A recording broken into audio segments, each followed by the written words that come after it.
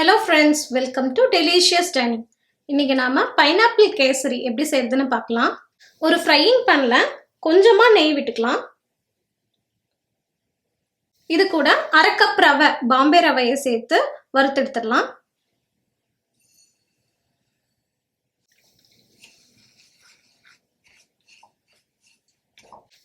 ரவை வறுபட்ட வாசனை வந்ததும் ஸ்டவ் ஆஃப் பண்ணிட்டு இதை அப்படியே எடுத்து ஒரு ஓரம் வச்சுக்கலாம். 1/2 கப் ரவைக்கு 1 கப் பைனாப்பிள் சங்க்ஸ் எடுத்திருக்கேன்.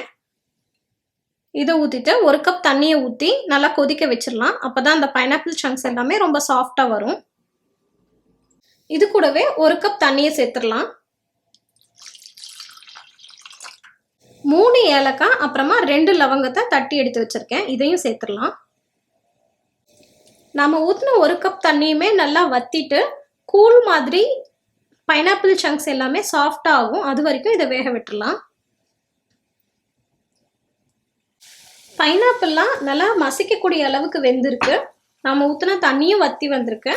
இப்போ இதெல்லாம் 1/2 கப்பு தண்ணி சேர்த்துக்கலாம். சேர்த்துட்டு நல்லா கொதி வரும்போது ரவையை போட்டு கிண்டணும்.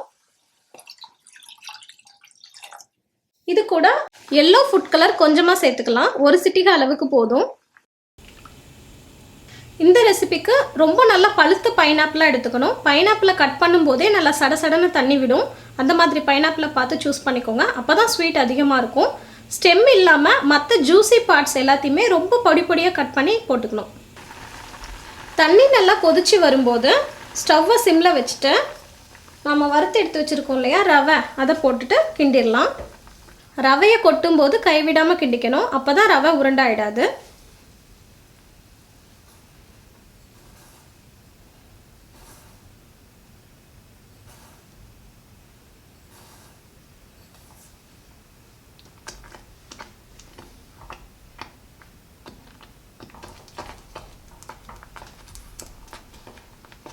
அரை கப் ரவைக்கு 1/2 கப் சர்க்கரை சேர்த்துக்கலாம். இதையும் நல்லா கிண்டி விட்டுறலாம்.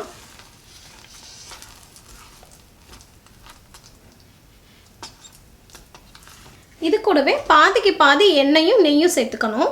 நான் 1/4 கப்பில் பாதி எண்ணெயும் பாதி நெய்யும் சேர்த்துக்கிறேன்.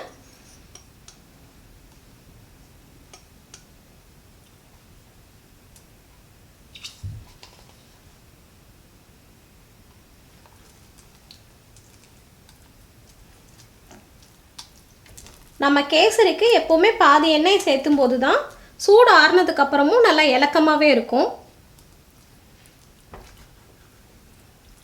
அவ்வளோதான், கேசரி ரெடி ஆயிடுச்சு. கரண்டியில் பாருங்கள் ஒட்டாமல் வருது. இதுதான் பதம். ரவையும் நல்லா வெந்து மொட்டு மொட்டாக தனித்தனியாக தெரியுது. கேசரி ரெடி ஆகிட்டு இறக்குனதும் 1 டீஸ்பூன் அளவுக்கு நெய்யை ஊற்றிட்டு உருக்கிக்கலாம். நெய் உருகினதும் முந்திரி அப்புறமா திராட்சை 2 டேபிள் ஸ்பூன் அளவுக்கு முந்திரி, 2 டேபிள் ஸ்பூன் அளவுக்கு திராட்சையை போட்டுட்டு வறுத்துக்கலாம்.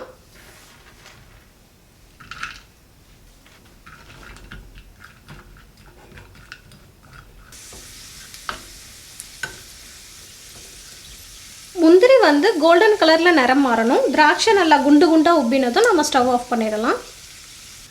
வறுத்து வச்ச இந்த முந்திரியையும் திராட்சையையும் கேசரி கூட சேர்த்துட்டு நல்லா கலந்து விட்டுடலாம்.